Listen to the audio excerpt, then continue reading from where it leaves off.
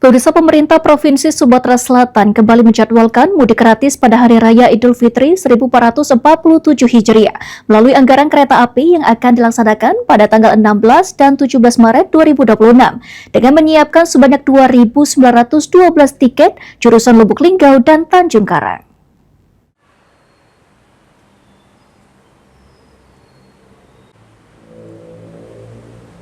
Pemerintah Provinsi Sumatera Selatan melalui Dinas Perhubungan akan membuka pendaftaran mudik gratis menggunakan moda transportasi kereta api yang diperuntukkan masyarakat Sumatera Selatan pada arus mudik Lebaran Idul Fitri 1447 Hijriah.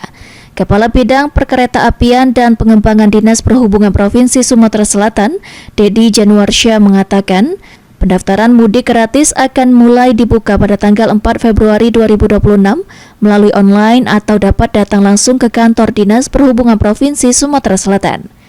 Pada pelaksanaan mudik gratis 2026, pemerintah Provinsi Sumatera Selatan bekerjasama dengan Bank Sumsel Bubble menyiapkan sebanyak 2.912 tiket gratis tujuan Kertapati Lubuk Linggau dan Kertapati Tanjung Karang yang dijadwalkan pada tanggal 16 dan 17 Maret 2026.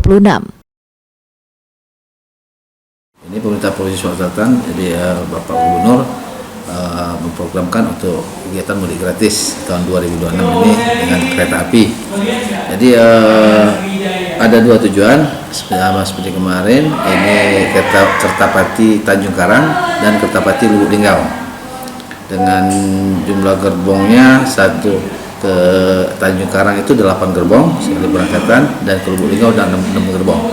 Jadi totalnya dari 2 hari pelaksanaan itu sekitar hampir 3.000 kursi yang disiapkan oleh pemerintah Provinsi Sumatera Selatan bekerjasama dengan Bank Sumsel Bubble.